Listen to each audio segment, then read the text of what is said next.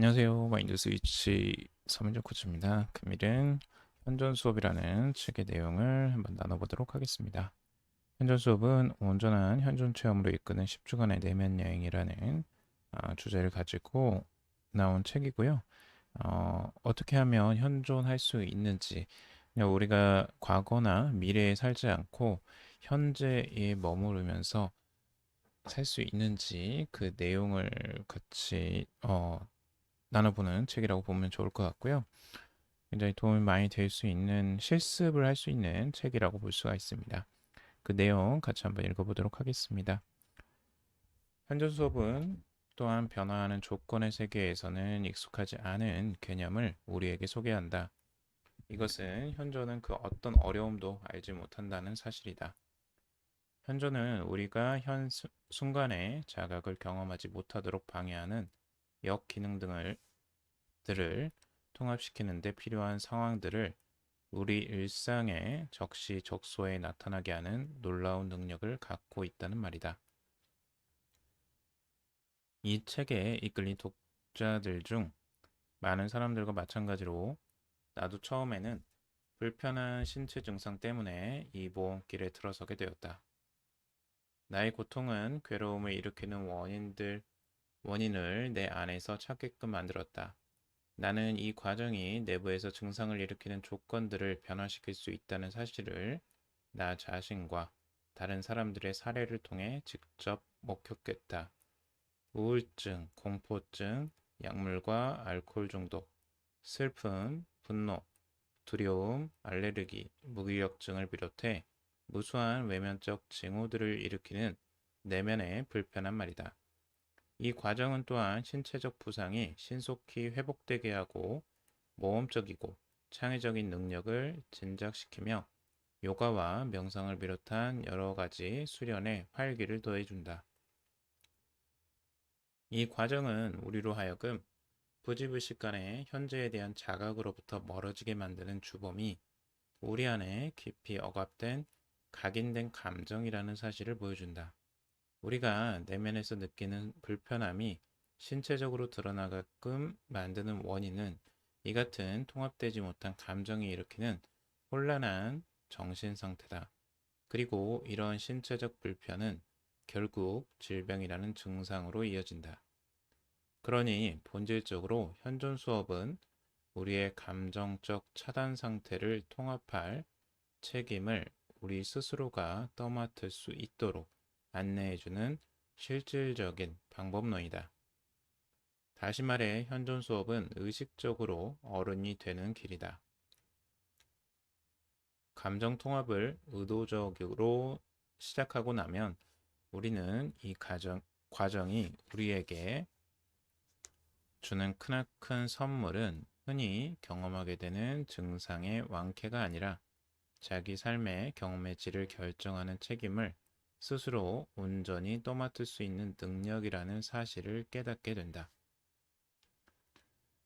여기서 굉장히 중요한 부분이 나오는데요. 결국에는 우리가 현재를 자각하지 못하게 만드는 그 원인이 무엇이냐 하는 건데요. 결국엔 각인된 감정이라고 책에서는 이야기하고 있습니다.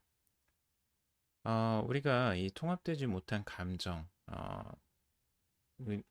통합되지 못한 감정이라는 건 결국엔 내가 어, 느끼지 않은 감정들이죠. 과거에 회피하려고 했던, 저항했던 감정들이 결국에는 무의식에 각인이 된 것이고, 그걸로 인해서 현재를 자각하기 힘들게 만들고 있다라는 겁니다. 현재를 자각한다는 거, 현실을 자각한다는 건, 우리 안에 실제 순수 의식을 느끼는 과정이라고 볼 수가 있고, 이걸 통해서 우리의 안에 있는 모든 이제 질병들, 그리고 내부적으로 나타날 수 있는 고통들, 이런 것들을 해소할 수 있게 해준다는 거죠. 그러니까 결국에는 현존을 한다는 건 굉장히 우리에게 큰 이점이 있어요. 현실적으로 우리가 고통을 느끼는 원인들도 생각해보면 과거에 대한 어떤 후회나 그리고 미래에 대한 걱정, 두려움, 이런 것들이 같이 맞물려 있기 때문에 그런 부분들을 현존함으로써 해소할 수 있다는 거죠. 네, 굉장히 좋은 방법이라고 볼 수가 있고, 이걸 현실에서 얼마나 우리가 실행을 하느냐가 굉장히 중요해 보입니다. 그래서 우리가 명상을 하거나 이런 부분을 하는 행위들도 결국 현존을 하기 위한 하나의 중요한 수단으로서 활용할 수가 있는 거겠죠. 자, 현순간의 자각이란 무엇인가? 현순간의 자각이란 행위와 반대되는 존재의 상태를 말한다. 현순간의 자각을 간단하게 정의하자면 당신이 살고 있는 지금 이 순간을 온전하게 자각하는 것 또는 지금 이 순간에 현존하는 것이라고 할 수 있다. 여기서 중요한 것은 현순간 자체가 아니라 당신이 현순간에 온전한 주의를 기울임으로써 삶의 경험 위에 가져와 힘을 미치게 하는 참 존재이다. 당신이 현순간의 자각에 들었는지의 여부를 판단할 수 있는 믿음직한 지표가 있다. 그것은 특정 순간에 당신이 아무리 편안하게 느끼든 아니면 아무리 불편하게 느끼든 상관없이 당신의 경험에 감사의 마음이 스며들어 있는가 하는 것이다. 여기서 말하는 감사는 자신이 다른 사람보다 건강하다거나 돈이 많다는 따위의 비교로부터 나오는 감사가 아니다. 또 자신이 원하는 대로 삶이 술술 풀려나가는 데서 우러나는 감사의 마음도 아니다. 내가 여기서 말하는 감사란 아무런 이유도 필요치 않은 감사의 마음이다. 그저 당신에게 주어진 이 삶의 초대, 삶이라는 여행, 삶이라는 선물에 감사하는 마음 말이다.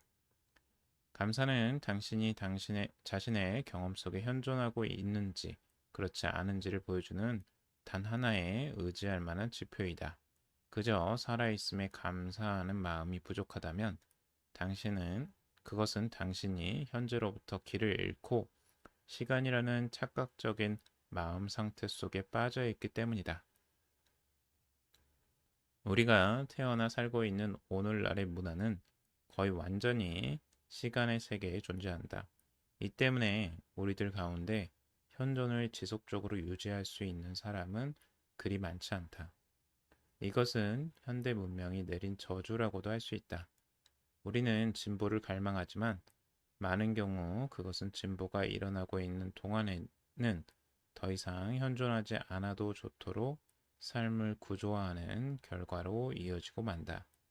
경험이 자동화될수록 삶의 기술을 덜 쓰게 되는 것이다. 시간의 세계에서는 감사의 마음을 느끼기가 어렵다.